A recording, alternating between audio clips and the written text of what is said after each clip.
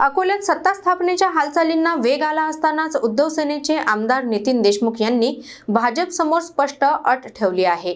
शहर विकासाचा प्रस्ताव मान्य असेल तरच भाजपला पाठिंबा, अन्यथा विरोधात बसण्याचा इशाराही त्यांनी दिला आहे। अकोल्यात महापालिकेतील सत्ता समीकरणावरून राजकीय वातावरण तापले असताना उद्धव सेनेचे उपनेते व आमदार नितीन देशमुख यांनी भाजपवर जोरदार टीका केली आहे। भाजपकडून आमचे नगरसेवक संपर्कात असल्याचा दावा केला जात आहे, मात्र हा दावा दिशाभूल करणारा असल्याचे देशमुख यांनी स्पष्ट केले। भाजपचे माजी महापौर विजय अग्रवाल यांनी संपर्क साधल्याची माहिती देत शहर विकासाशी संबंधित मुद्द्यांवर आम्ही ठोस प्रस्ताव दिला असल्याचे देशमुख म्हणाले। हा प्रस्ताव मान्य झाला तरच भाजप सोबत जाण्याचा विचार होईल, अन्यथा काँग्रेस सोबत किंवा विरोधी बाकांवर बसून जनतेसाठी संघर्ष करू अशी भूमिका त्यांनी मांडली। या प्रस्तावात शहरात बससेवा सुरू करणे, हद्दवाढीचा प्रलंबित निधी मिळवणे, मालमत्ता कर कमी करणे, नियमित पाणी पुरवठा, झोननिहाय रुग्णालय आणि रस्त्यांचे थर्ड पार्टी ऑडिट यांचा समावेश आहे। दरम्यान उद्धव सेनेचे सर्व 6 नगरसेवक पक्षासोबतच असल्याचा ठाम दावा करत भाजपने चुकीची वक्तव्य करून जनतेची दिशाभूल करू नये असे आवाहन देशमुख यांनी केले आहे।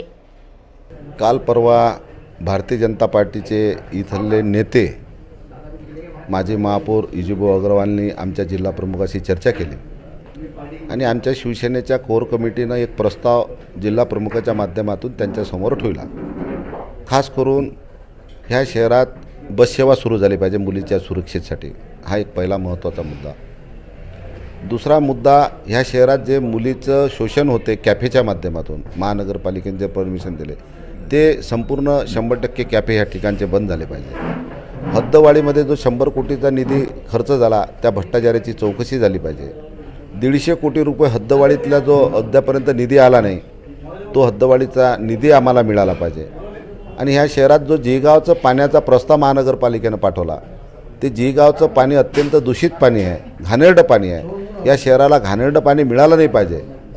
ह्या शहरासाठी वान धरणाचं आरक्षण असलं पाहिजे आणि वान धरणाचं पाणी ह्या शहरातल्या लोकांना मिळालं पाहिजे, हा एक आमचा दुसरा प्रस्ताव होता।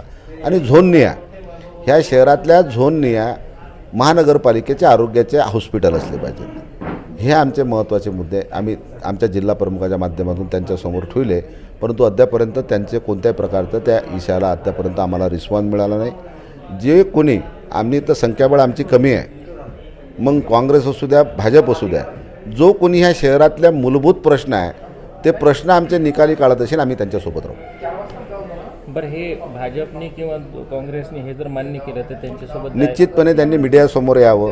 मीडियासमोर आमच्या नगरसेवकाला घेऊन आम्ही येतो मीडियासमोर, कारण की आज आमचा विश्वासच उडवला या लोकांवरून। कारण की अंदर म्हणतील उद्या बाहेर येतील आम्ही असं बोललोच नाही म्हणतील। त्यांनी मीडियासमोर या, त्यांनी सांगा वान धरणाचं पाणी आम्ही देऊ, तुमच्या मागण्या पूर्ण मान्य आम्ही निश्चितपणे आम्ही या शहरातल्या विकासासाठी आणि शहरातल्या आमची मुलगी सुरक्षितसाठी आम्ही काही करायला तयार आहोत। भाजपसोबत जायला तयार आहे, भाजप असू द्या काँग्रेस असू द्या, आम्हाला या शहरातली मुलगी सुरक्षित राहिली पाहिजे, या शहराला वान धरणाचं पाणी मिळालं पाहिजे, या शहरातली आरोग्य सेवा मिळाली पाहिजे। हे मूलभूत जे आमचे प्रश्न आहेत त्या प्रश्नाच्या सोबत आम्ही आहोत, आम्ही कोणत्या पक्षासोबत नाही।